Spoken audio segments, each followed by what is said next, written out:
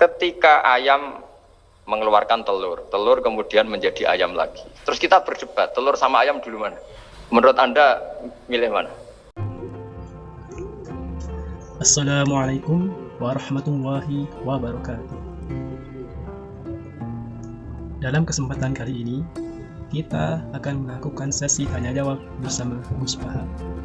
Gus Baha adalah seorang tokoh Islami yang sangat berinspirasi dengan pemahaman Islami yang sangat mendalam. Mari kita temukan hikmah dalam tanya jawabnya bersamanya. Tanya jawab dengan Gus Baha seringkali menyentuh aspek kehidupan sehari-hari, terutama di dalam bidang keagamaan. Beliau memberikan wawasan Islami yang sangat mendalam. Mari kita temukan hikmah di dalamnya. Mari kita simak beberapa tanya jawab bersama beliau. Yang pertama, kenapa Tuhan itu harus satu? Orang-orang yang berpikir Tuhan harus banyak karena urusan itu banyak, problem banyak. Lalu Nabi bikin analogi. Andaikan kamu sebagai pembantu yang punya majikan banyak, perintahnya beda-beda, kamu mau enggak? Ya enggak mau, enggak enak Muhammad kalau punya bos banyak, perintahnya beda-beda, semuanya egois harus dituruti, enggak mau. Enak mana sama punya majikan satu? Enak satu Muhammad. Ya sudah, Tuhan kamu itu majikan kamu. Kalau banyak-banyak bingung kamu perintahnya banyak nanti. Terus mereka mau, ya sudah Tuhannya satu saja. Jadi karena mereka mau enggak mau harus berpikir kalau Tuhan banyak berarti perintahnya banyak, memuaskan satu Tuhan dibenci Tuhan yang lain, memuaskan yang lain dibenci yang lainnya, pokoknya ribet. Yang kedua, apakah terdapat bukti bahwa yang menciptakan alam semesta itu? Logikanya gini, langit bumi ini kan wujud itu punya eksistensi. Kalau langit bumi ini wujud, alam raya ini nyata, lalu kamu mengatakan sebelum alam raya ini ketiadaan, berarti ada satu kesimpulan ketiadaan menciptakan yang ada. Itu malah gendeng bareng. Logikanya kan nggak kena. Al-adamu yakhluqu maujudan, sesuatu yang nggak ada menyebabkan atau menjadikan sesuatu yang. Padahal pertanyaannya tadi gitu, ya sudah kalau kamu nggak percaya saya sebagai Tuhan, sebagai pencipta awal, sudah ada usah Tuhan-Tuhanan. Tapi ya mari goblok bareng dengan mengatakan bahwa alam yang ada ini diciptakan oleh sesuatu yang tidak ada. Jadi Juber, saya tidak mau goblok Muhammad, sudahlah iman saja saya, karena saya tidak mau goblok. Jadi agama ini datang dengan keceriaan berpikir. Sehingga Ibnu Hajar al-Asqalani mengatakan hadatin ja'a bil iltizat al-aqli. Agama ini datang dengan kenyamanan berpikir. Yang ketiga, bagaimana cara menjadi wali Allah? Imam Abu Hanifah itu kalau ketemu yang utang beliau itu dia yang sembunyi karena malu. Kalau kita kan enggak, yang sembunyi yang utang. Kalau Abu Hanifah enggak, yang sembunyi itu Abu Hanifah. Kasihan dia malu kalau ketemu saya, kan masih punya utang saya. Kalau kamu ingin jadi wali itu gitu, kalau ketemu yang utang kamu yang lari. Selanjutnya, apakah orang muslim yang cerdas dapat masuk Islam karena menyadari kebenaran dari Al-Quran dan sabda-sabda Rasulullah SAW yang sangat akurat? Ketika ada orang namanya Muhammad bin Jubair bin Mut'im, itu dia orang kafir, masih kafir. Dia datang ke Madinah itu untuk negosiasi tawanan perang Badar.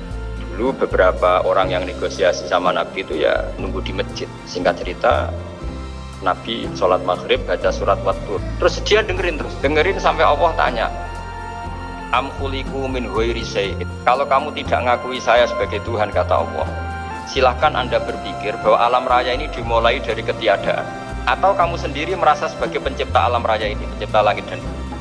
Itu namanya am khalaqus samawati wal ardh. Itu orang itu disebut dahiyatul Arab, orang paling cerdas di Arab. Itu dia bingung. Terus dia mikir, akal saya dihabisin, kata dia. Akhirnya Nabi setelah salam dia menyatakan Islam. Karena kata dia, Muhammad, akal saya habis oleh apa yang kamu baca. Yang kelima, bagaimana cara menyikapi orang yang suka memuji? Imam Syafi'i itu pernah ketemu seseorang yang di depan beliau cium tangan hormat. Suatu saat dikasih tahu sama santrinya yang lain, orang yang mencium kamu wahai Imam Syafi'i itu di belakang ngerasani kamu, bully kamu. Kata Imam Syafi'i, baguslah. Kenapa? Berarti saya wibawa, di depan saya ada berani. Jadi enteng saja. Beliau dikasih tahu, tetangga kamu banyak yang benci engkau ya Imam Syafi'i. Baguslah, ndak akan utang saya. Justru yang kenal-kenal itu yang utang-utang itu. Jadi enteng terus. Jadi dunia ini dianggap gampang saja. Yang keenam, bagaimana cara memperlakukan istri menurut Al-Quran? Misalnya kita dalam bersuami istri atau dalam berkeluarga atau dalam bermasyarakat. Itu Quran kalau nasihati kita gampang sekali. Misalnya wa'ashiruhunna bil ma'ruf. Fa in karihtumuhunna fa'asa an takrahu syai'a wa yaj'alallahu fi khairan katsira. Sudahlah kalau sama istri itu yang baik. Jika ada watak istri yang kamu nggak suka, dalam ketidaksukaan kamu itu ada kebaikan yang baik. Kamu nggak suka karena kalau istri kamu sering marah, kamu nggak suka. Sukanya yang senyum. Tapi kalau senyum terus sama orang lain juga senyum, ribet kan kamu. Jadi sudah anggap saja ada hikmahnya. Semua itu ada hikmah. Yang ketujuh, orang seperti apa yang bisa disebut hebat di muka bumi? Terus bagi manusia yang kumoluhur, yang angkuh, seakan-akan bisa menentukan segalanya. Falaula in kuntum ghairu madinin tarji'unaha in kuntum shadiqin. Kalau kamu orang hebat, Bu ya, ketika nyawa kamu mau keluar tuh kamu tahan supaya kamu nggak jadi mati. Nggak keren kan orang hebat kok mati katanya. Kamu sombongnya kayak gitu, seakan-akan bisa ngatur dunia, menaklukkan dunia, ternyata kamu mati. Harusnya nggak usah mati dong. Kata falaula in kuntum ghairu madinin tarji'unaha in kuntum shadiqin. Makanya falaula idza balaghatil hulqum wa antum hina idzin tang. Bu ya, orang-orang yang keren, yang merasa hebat, yang biasa ngatur dunia, Bu ya ketika mati itu jangan mau. Yang kedelapan, apakah seorang guru yang mengajar ilmu di luar ilmu agama, misalkan bahasa Inggris, fisika, kimia, matematika, bisa mendapatkan pahala jariah? Imam Alamuddin itu jadi wali itu karena dia ahli matematika.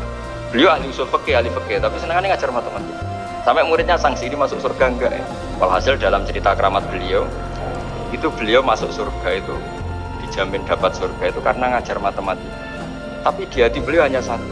Akhirnya beliau cerita, angka 2 atau 3 nisbatul wahid wal isnaini ila mi'ah wa ila ma la nihayatallah, semuanya sama, nisbatul far'i ilal asli kata.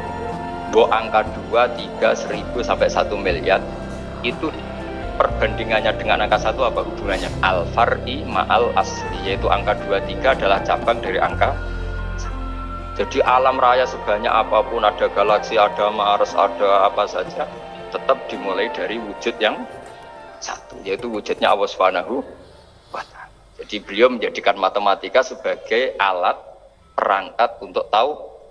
Dan yang kesembilan, lebih dulu mana telur dan ayam? Ketika ayam mengeluarkan telur, telur kemudian menjadi ayam lagi. Terus kita berdebat, telur sama ayam dulu mana? Menurut Anda milih mana? Milih apa? Telur. Kalau ini ayam. Ayam lahir dari Nah, pertanyaannya begini kalau menurut tauhid. Ketika lazim kalau telur itu nanti suatu saat jadi ayam, terus ayam kemudian lazim mengeluarkan telur. Ketika Anda mengatakan mungkin, kontribusi Anda terhadap kemungkinan itu apa? Kan sama, Anda tidak ikut menciptakan. Wong tidak ikut menciptakan kok menvonis mungkin dan tidak mungkin. Kamu itu hanya saksi. Makanya pertanyaannya Allah, loh ketika itu kamu anggap mungkin, kontribusi Anda itu apa? Kan hanya melihat. Kamu sendiri tetap tidak mampu bikin telur, Anda juga tidak mampu bikin ayam. Artinya meskipun telur jadi ayam, ayam jadi telur sampai kiamat, tetap ada kontribusi kudrohnya Allah Subhanahu wa ta'ala. Yang terakhir, manakah yang harus didahulukan antara urusan pribadi dengan urusan Tuhan? Ini nahnu khalaqnakum. Saya ini pencipta kalian, Bu ya.